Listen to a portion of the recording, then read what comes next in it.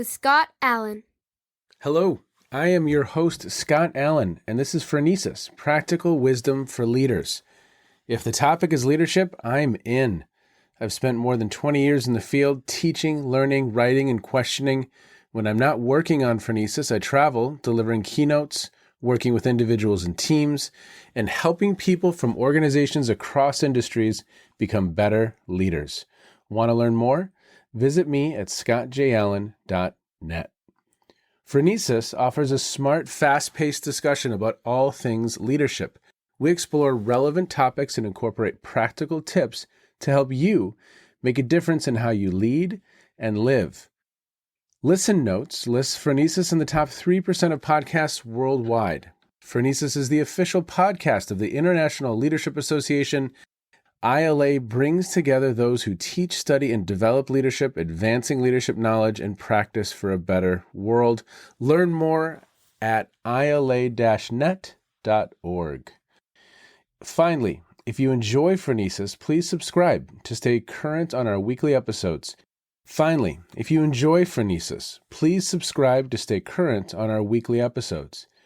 you find an episode that resonates, please share it with your colleagues and friends. And if you want more content, subscribe to my newsletter, The Leader's Edge. The link is in the show notes. As always, thanks for listening. And now, here's today's show. Okay, everybody, before we start today's episode, I have a friend from Copenhagen Business School, and he's a former guest on Phronesis, Eric Guthey, and he is here to talk a little bit about a conference that they have coming up, and he has been instrumental in organizing it. Eric.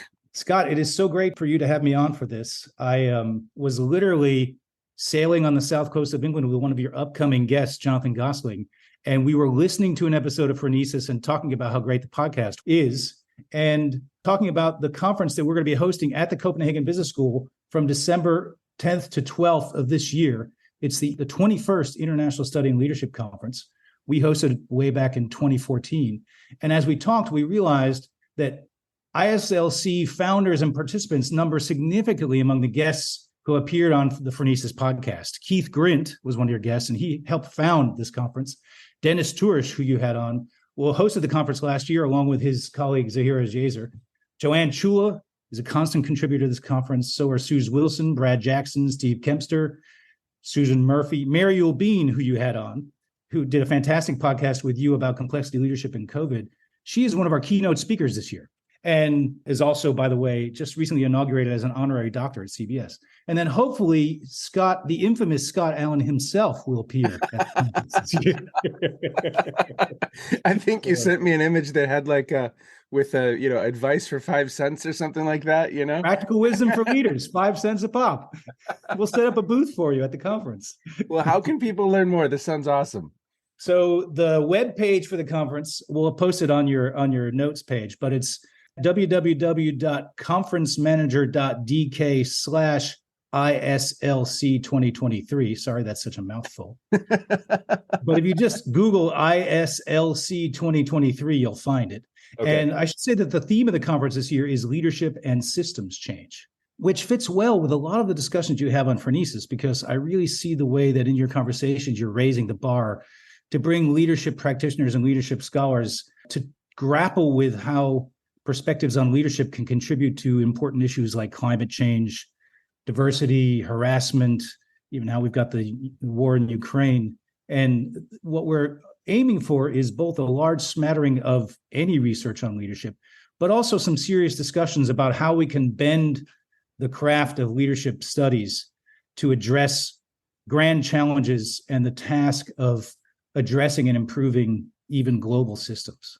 Well, I think it's a noble endeavor, sir. And for listeners, yes, the link to the conference is in the show notes, so please check it out there. If you'd like to present, submissions are due July 31st, so you have some time if you'd like to submit and actually present at the conference. For those of you who haven't been to Copenhagen before, it's a wonderful city in the summer. It's also a wonderful city in the winter, and we're going to put on the dog for people when they come. Copenhagen is known for its food, and it's the Danish word for how we get comfortable in Denmark is hygge. and it will be a very hygge conference, and we hope to see as many people as possible. See, now that sounds like so the International Studying Leadership Conference sounds great, but the Hygge Conference sounds just cozy. Very well pronounced, by the way. Thank you. Okay, everybody. Thank you so much, Eric. Really, really appreciate your time today. And everybody, now here is today's show. Okay, everybody, welcome to the Phronesis podcast, Practical Wisdom for Leaders. Thank you for checking in wherever you are in the world. I have Dr. Suzanna Fitzpatrick with me, DNP, and she has a lot of other letters behind her name, and you can look at those in the show notes. But Suzanna is a nurse practitioner at the University of Maryland Medical Center in Baltimore, Maryland, where she has worked since 2008. She is a senior nurse practitioner with expertise in surgical patients, transplant, oncology, and emergency medicine. She began her healthcare journey as a paramedic, which she has continued doing as a volunteer for the past 20 years. Her educational background includes a B.S. from the University of Maryland, Baltimore County, in emergency health services, a B.S.N. from Villa Julie College, master's in nursing in acute care, postmaster's certificate from George Washington University in family practice, and her doctorate in nursing practice. Her doctoral work focused on teamwork and collaboration with emergency nurses. She has a passion for mentoring novice nurse practitioners in their transition into practice and in their professional development. She has written articles on teamwork, nursing leadership, and transition shock for novice practitioners.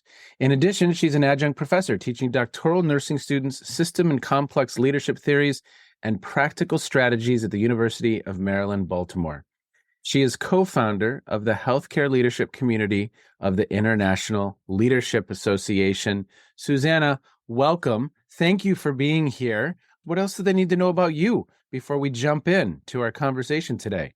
I would not describe any of those things as who I am as a person. I'm an avid runner. I'm a huge reader. I have a stack of books that I'm, always reading, usually something that is make me smarter professionally and something that will make me, and, I'm a mom and a wife and a extremely loyal friend.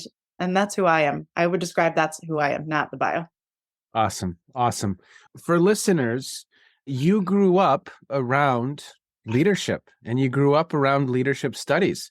I mean, with your mom being Georgia Sorensen, it probably can't be too far from any conversation, I would imagine.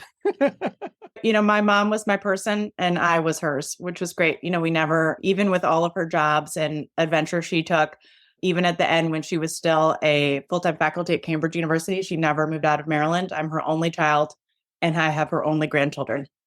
And my son Hunter was her person when I created him. So it worked out. Even she adored my daughter, but Hunter was her soulmate, which was really fun. So she never moved, but, jokingly, because, I'm 42, my mom's students were her kids. They would never replace me. And I don't take it as a jealousy factor, but those were her people.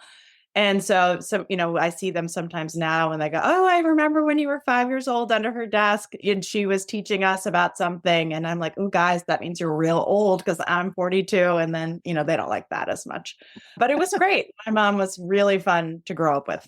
Well, she is a giant in literature, a giant in the field. And of course, just incredible work. And in many ways, with you starting the healthcare group in the ILA, and in a lot of ways continuing her legacy. It just is. And so we're going to spend a little bit of our time talking about leadership in healthcare. I've written a little bit in that space, and I've worked in some of my consulting work in some large healthcare systems in Northeast Ohio, and just have incredible respect because I can't think, Suzanna, maybe you can. I can't think of a more difficult context in which to lead. I just can't. A normal day-to-day, I'm going to my job, and of course there's wartime and things like this, but normal day-to-day, is there a more difficult context in which to lead? I started my career in healthcare, and I was just in awe of the 24/7 nature of the work.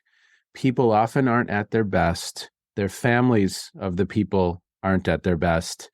We've got the complexity of the regulations. We've got the pace of change. We've got technology, 24/7, 365. It's just a complex environment. And an environment in dire need of really great leadership.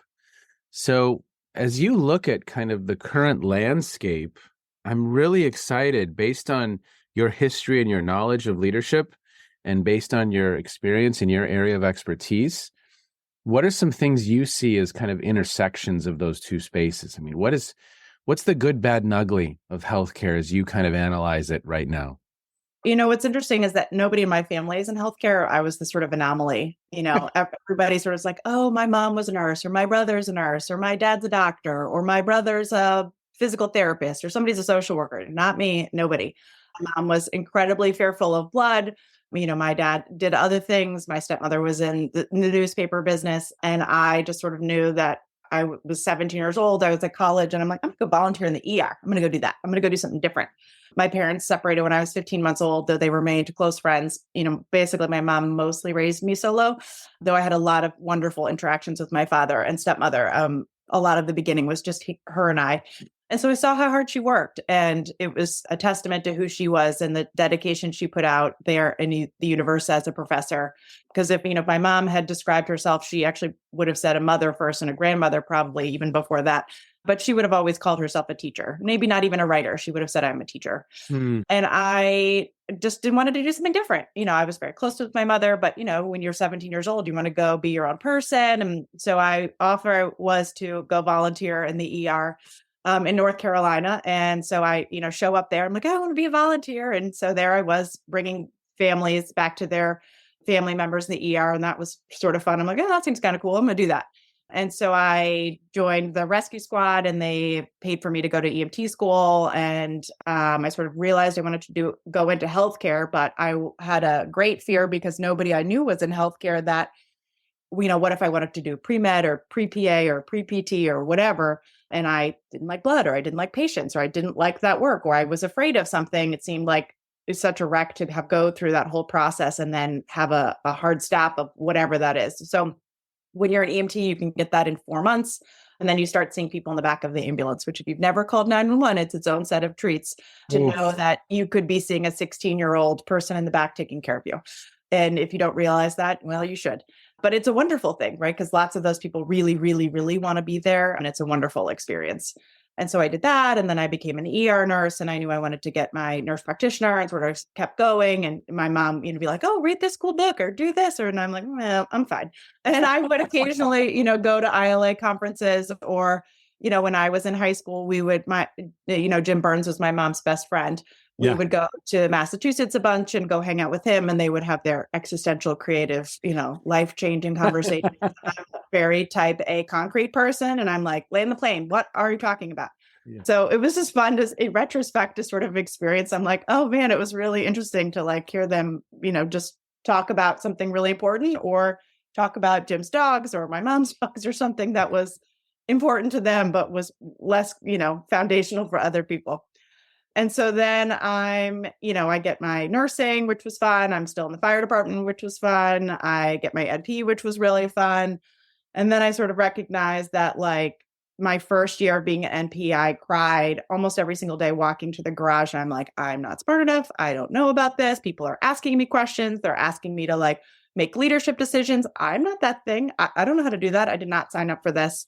And then I'm like, oh man, sounds like my mom is pretty smart about this. I'm going to circle back with her about this, who, my mom lived 20 minutes from me. I talked to her no less than 6 times a day and saw each other 3-4 times a week.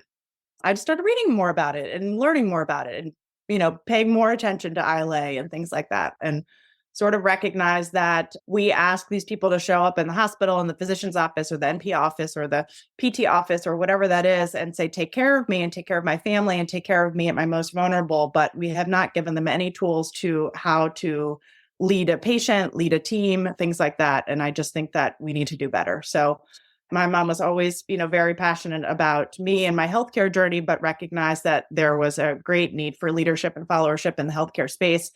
And was my big proponent of sort of thinking about how to add that into ILA. So, that's how I sort of began that journey and still thinking about it. Well, as I mentioned, I couldn't agree with you more. As I mentioned, part of my career was started in healthcare, doing leader development in a medical center in Kentucky. It was fascinating because you have this incredible phlebotomist who is a good person, shows up on time, technically proficient, and is emotionally intelligent. And of course, then he or she is tapped to be the nurse manager and given a P&L, their Press Ganey scores and their quality scores, and basically said, okay, go for it. Oh, by the way, this faction of people hates this faction of people. So if you could fix the culture, that'd be great. A little magic. Sprinkle a little dust on that, and see if you can. And really, until I showed up, there was really nothing that was given to these nurse managers. Again, they may have been a wonderful charge nurse at the time, and then they move into nurse manager. And so part of my role was to help prepare them to be more successful. But imagine if the reverse were true. We take someone who's really great at leadership or management and say, hey, go on the floor and do some healthcare. They'd literally kill people and they would learn, but there'd be a lot of kind of carnage in their wake. And I think sometimes in healthcare, we're doing that a little bit, right? I mean, culturally, there's some carnage at times because we aren't providing people with the tools to be successful. Now, maybe your experience is that has changed, and I hope it has, but it's pretty fascinating to watch play out, right?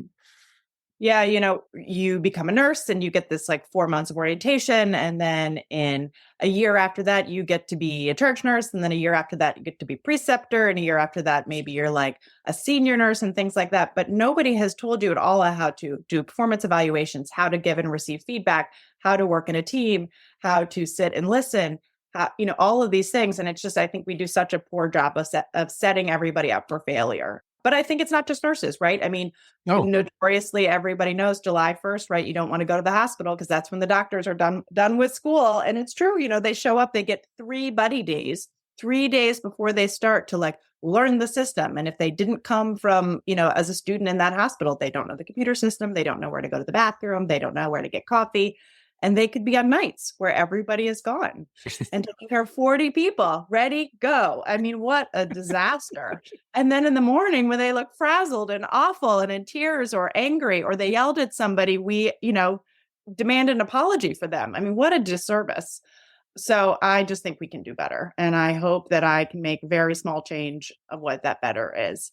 But back to your original point, when you were talking about people that are not always their best. I mean, I think the patients and the people who are working there, that might be their best that day. And it might not be their normal best, it might not be their 100% in the universe. But I had this sort of existential thought one day. I listened to a lot of podcasts, including Brene Brown, who I think is the bee's knees.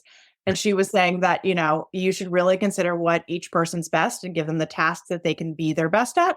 And so my mom, who, my soulmate in so many ways, was notoriously a late person. She spent a whole year not using her alarm clock. She's like, I'm going to let the creativity flow. And I'm like, this is a nightmare. Are you kidding? I make a list every day. I was in my 20s. I didn't live with her. That's fine. She was late to take care of my, take care of my kids, help me with my children. So I don't know what I was doing, something. And then my mom, she's letting me get it out. I of course apologized, but I was angry. Yeah. And then I was like, man, that was her best. I'm sure she stopped to like help a dog that was stuck in the street, or help some kids who needed something, or somebody stopped to chit chat with her, or she got distracted reading somebody's paper or doing a recommendation, or maybe she just was laying in bed watching, Netflix, and good for her. But it did really change my lens that, my best is not everybody else's best. And that has to be okay too. So, yeah. And then when I show up in a team and lead a team or work in a team, that I have to reframe my mind. And certainly in healthcare too, when people are their most vulnerable or not set up for success, that like, this is the best they have to offer for the day. Yeah.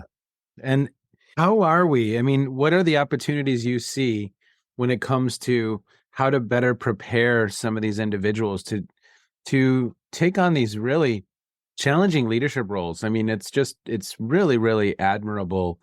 These folks raise their hand. The work is challenging. The environment is challenging. The pace is challenging. What do you think we can have on our radar to ensure that people are set up for success? What are some things that come to mind for you? I think all of the governing bodies in healthcare are recognizing how important leadership it is, and leadership development and leadership curriculum, but there's no white paper or curriculum standard standards or deliverables that says, if you do this, this will happen, right? And I think that's sort of across the board in leadership. If you do this, you will be a good leader. But in healthcare, there's nothing. There's no exercises, there's no mentorship, there's no professional development that is a standard. And there are places that are encouraging those things, right? There's a lot of literature, I'm focused on nursing, that if they are in a nurse residency program where they have a support system and a senior person, that's not for their on-the-job training, but for those other things as they're working out of their novice transition, that they have a higher retention, less burnout, higher satisfaction, which in turn then increases your Press Ganey satisfaction. If you're not familiar with that, right? It's your Medicare reimbursement. That is a federal mandate, right? That says like your patients are going to be satisfied on the following things. And if your scores are low, you don't get as much money. So I think that, having the sort of tools, I'm a clinical nurse practitioner. I take care of patients 40 hours a week. But my extra time, my free time, I spend a lot of time mentoring other people to do these things because I want them to be successful. I'm very committed to helping the patients of West Baltimore. It's extremely underserved, high vulnerability, low health literacy group that I feel it is my privilege to take care of them. And I will, I think, be there forever. But, it's a hard patient population, right? We're all overworked and underpaid. And I think that is a national standard of healthcare. I don't think I'm better or worse than anybody else. And I do think that. But, I have a little list of people that I check in with, like, hey, what are you writing about? What's your school plan? How are you thinking about the professional advancement model? How can I help you? And I get a lot of personal satisfaction about that. But I'm one person. I can't do that for every person, nor should I, right? I think we should all have that responsibility to do that. But I think sort of the burnout and the low satisfaction is sort of, given us all sort of the ostrich of putting our head in the sand and hoping that, one day it will pass, which I don't think it will. Yeah. So, there's some acknowledgement from the healthcare organizations, the governing bodies, that this is a critical topic. And even in your context, you're prioritizing that mentorship and taking the time to really ensure that people feel like they are up to speed. What other opportunities exist? What do you think? What could healthcare do different? One of my favorite quotes, every system's perfectly designed for the results that it achieves. So here we are, right? What else could we experiment with to see if we better prepare folks to be successful? I think that, we certainly don't have a structured leadership development class in any, to my knowledge, that's a standard for nurses, PT, social work, physicians. I think lots of us are interested in it and sort of prioritize it, but it's not a standard of curriculum. So wouldn't it be wonderful to know what working in a team looks like, read Ira's work on followership, understanding what ethical and moral and invisible leadership looks like as you are transitioning into your team role. What does it look like in your 5-year development when you're becoming a, official leader in your group? What does that look like? What resources can you go to? Everybody talks about all these medical conferences you can go to. I'm the only medical person for my organization that goes to ILA. And I'm like, you guys should go. It's so great because I can read about more medical knowledge. I don't need to, I love learning. I do go to a fair amount of medical conferences, but I want to be around people who are totally different than me that, make me really think. And I just think that we're just bad at that. We're bad at giving some curriculum. We're bad at the formalized mentorship. We're bad at the formalized professional development. We're bad at making a roadmap of what it looks like in your 6-month, 1-year, 5-year plan that, has only shown that it will help other people. But I think that we're just so engrossed in the work that it's hard to sort of step back and say, hey, I know you're working 50 hours of clinical work that you're only getting paid for 40, but now can you also take on this other project and start thinking about it? It's a hard ask. Yeah, it really is. It really is. What comes to mind for me is, to your point, it's probably not going to be what most of us think.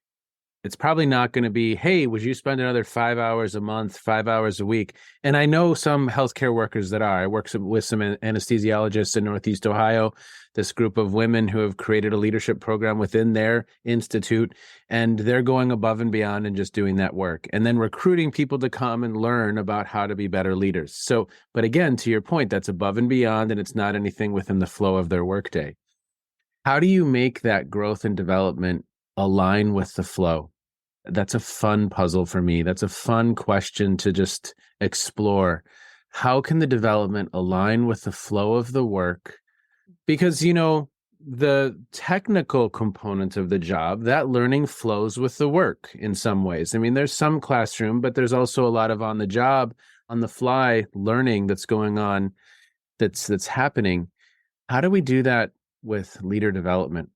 I Interesting think, question. yeah, I mean, it's, existential question. Yeah. I think that, where I work, all of the clinical advanced practice providing leads, there's 32 of us.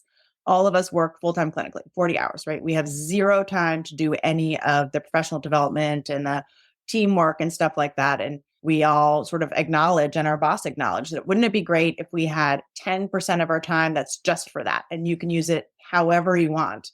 And I think at some point, organizations need to sort of look at their financial structure and say, how can we get people to stay, right? If we're going to pay you less than other places because you work in a big city, or, there's no resources, or everybody's budget got killed from COVID, we just have to sort of organizationally think about what does our tenure look like to say, we're going to pull this 10% of budget to at least allow them that space or something. I don't know is the answer. I think that there has to be some sort of fiscal responsibility from the organization to say, we want these people to stay. And maybe it's, we'll give you a 10% professional time, however you want, and you have to agree to stay 5 years, which I think almost all of us would stay, right? Because training us is such a huge pain and financial burden. Is there an opportunity to do that? But they're just not ready. It's a bummer, but I don't know any organizations in our area that are. Everybody who does it is just doing it for free because we care about it.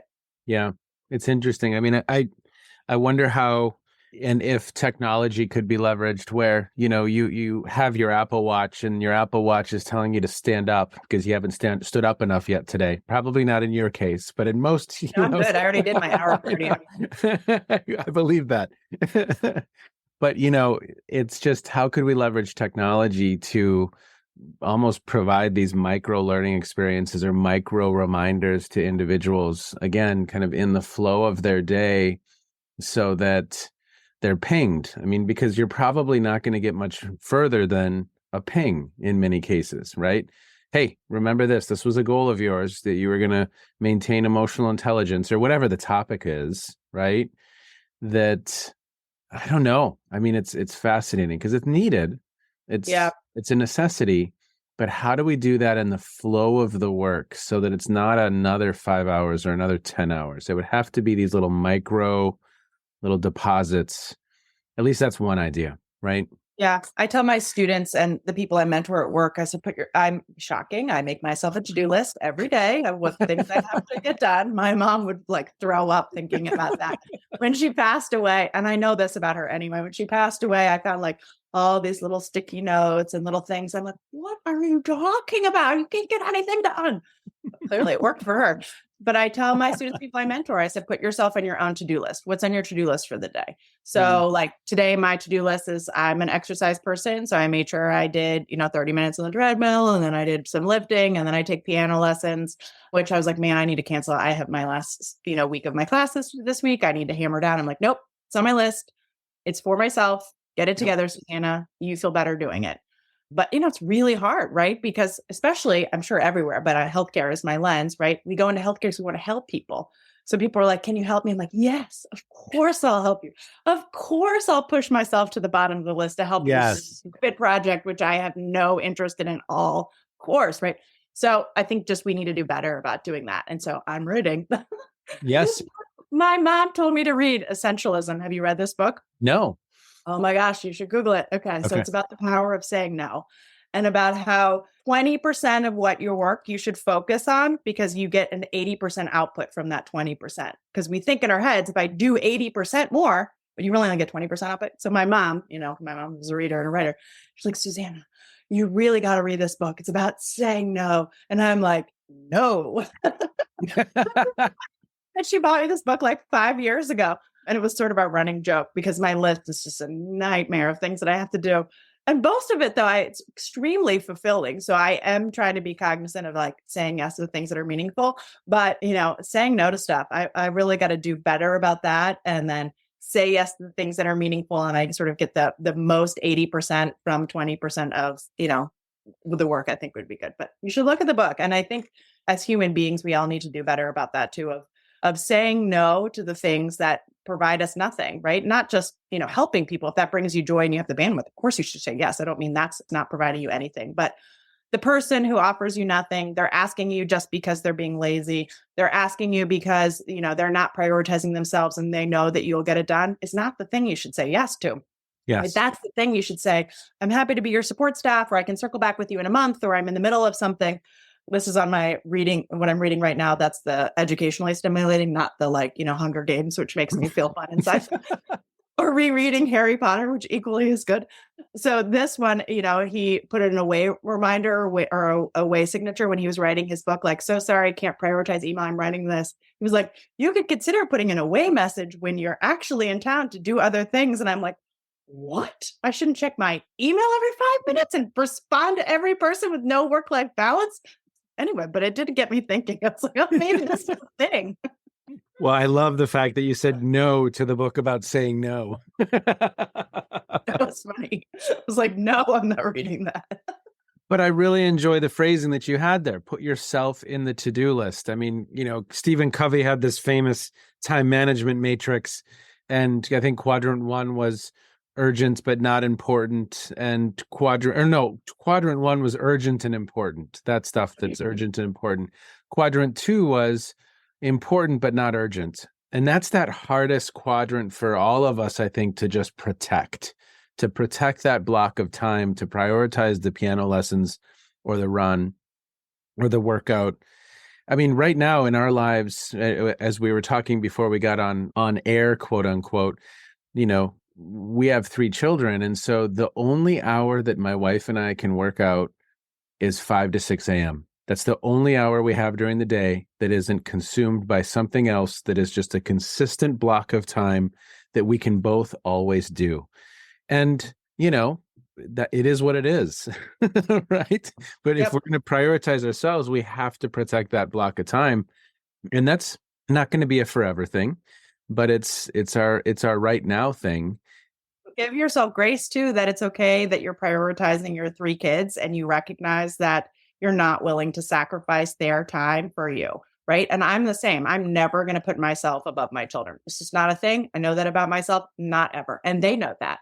So, I also get up at 5. I usually do schoolwork or something from 5 to 6. I usually work out from like 6 to 6:30, or if I know I have other time throughout the day. My workout time today was 8:45 to 9:15, or to 9:15. And then I had another one later if I didn't get it all done. It's on my list, because I know that I'm always going to put them first. For me, they're such a blip, like then they're going to be gone. And I have no siblings. My parents are gone, like they're my thing. So, I don't want to miss a moment. I just don't want to miss it. And I miss lots of moments, but I try not to miss as many as I can. Yes. Well, let's go for one more. What else could we do in healthcare to better prepare people to be successful? What do you think? I love your phrasing again. Put yourself on your to-do list. And maybe we design some interventions that work with the flow of the work. Maybe we are tapping people to mentor others, not necessarily just on the clinical side, but in the other domains of the work, quote unquote. Anything else come to mind for you? I think we do a really bad job of giving each other grace. Things are hard, but I'm aware that it's hard for everybody, right? Every person right now is having a moment of hard. And certainly during COVID, every person had a moment of hard, whether they were working full-time from home and trying to manage their kids, whether they were working full-time at home and they didn't have the internet, whether they had a small business that went under, whether they were, very, very few of us were in the top 0.1% who were totally fine and rich and things were wonderful, right? Every single one of us had our own set of struggle. And I think that we, as human beings, quickly can go down the negative Nancy, because it's really fun to talk with each other about stuff without sort of like going into the work of like, okay, not productive. I mean, I'm happy to be a negative Nancy and go from 0 to 1 million to be pissed about something with you. You need me to, I'm your gal. But it doesn't do anything. I mean, sometimes you need to get it out. I sort of had this running joke with my friends, like, you just needed to get it out, man. Just like, let it out. But then you got to move on, because like nobody cares, right?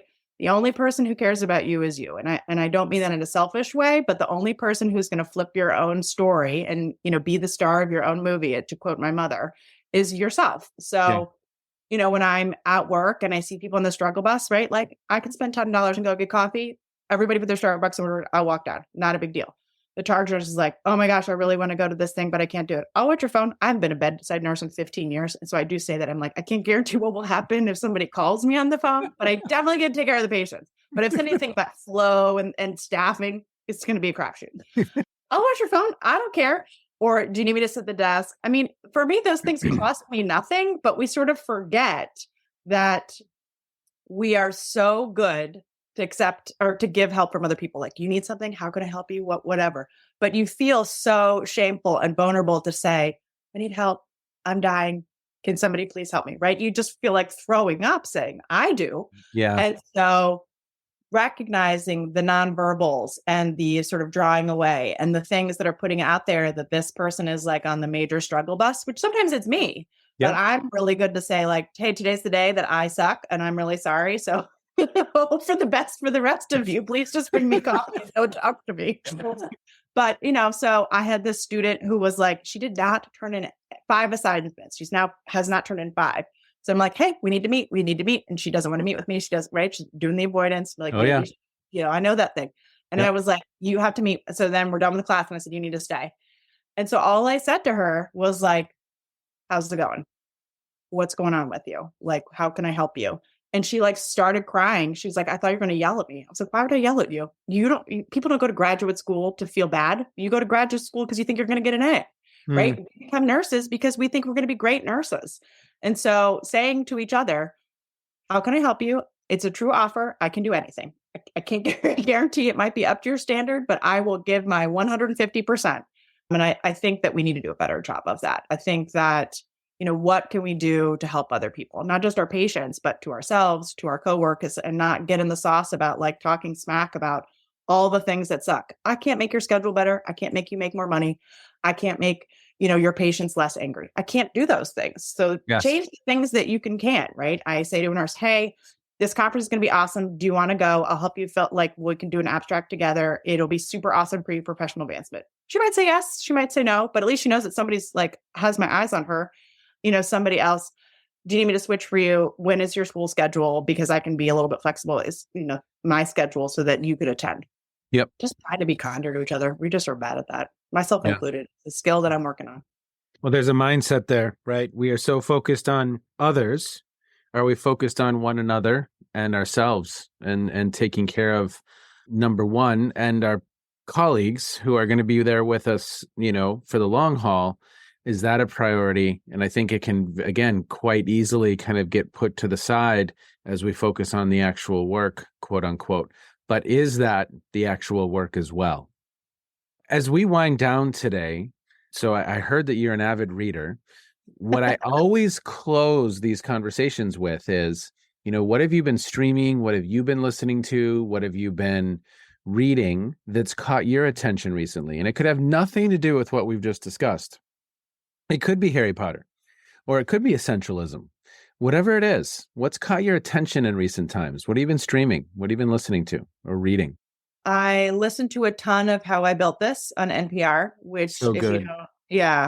Small business people who really, I'm not a business owner. I'm not an entrepreneur. That's not how I identify, but I can identify to putting my whole entire self and life into something to make it be successful.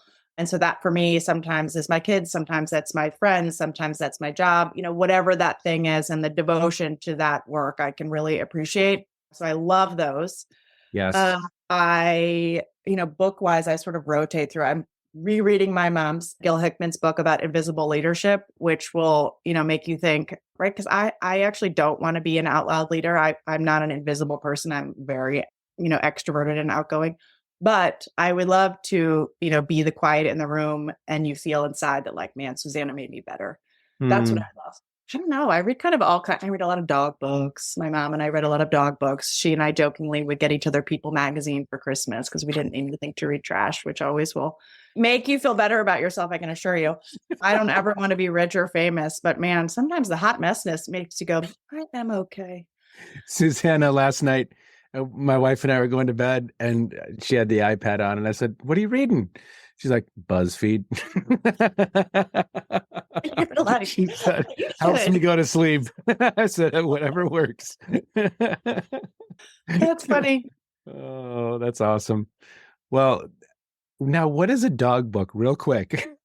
Oh yeah. So like Meryl's Door is really good. If you don't know this book, It's about this guy who lives in the mountains and he finds a dog while on a hike. And my mom was a major dog person. My mom was a Buddhist and a lifelong vegetarian and like really into animals and things like that.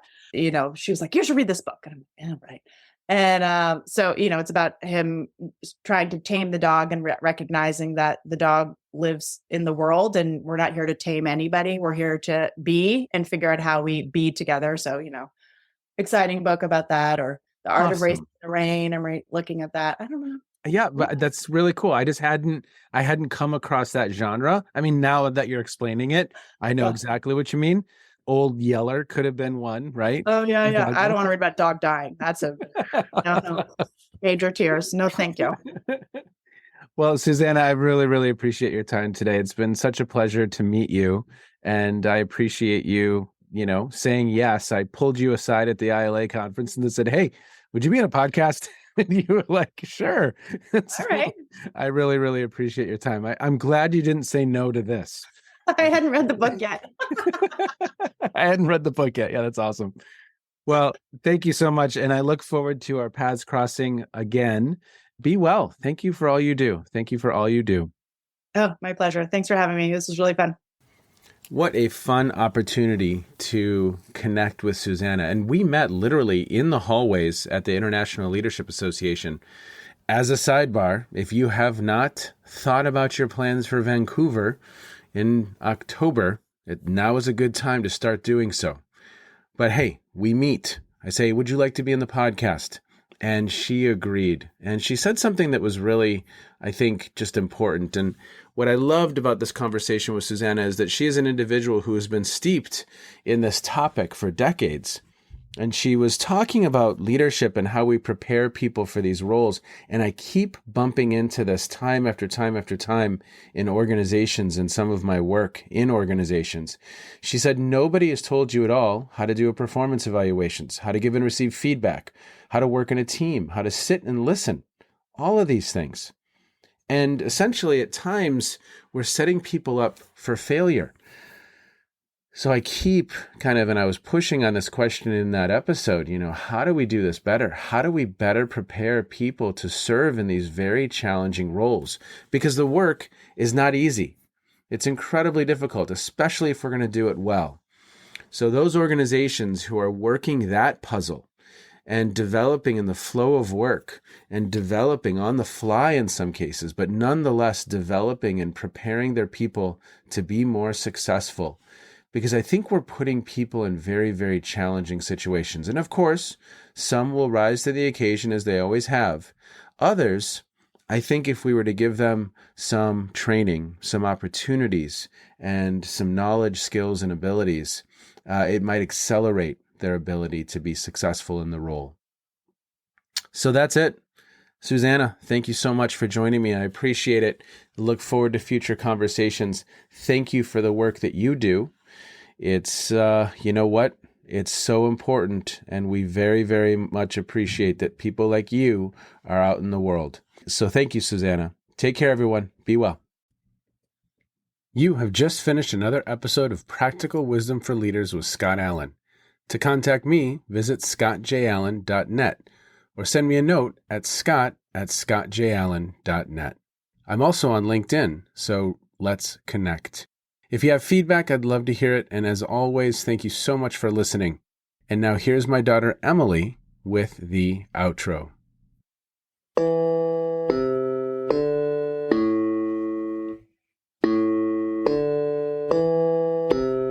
You've been listening to Phronesis, Practical Wisdom with Scott Allen.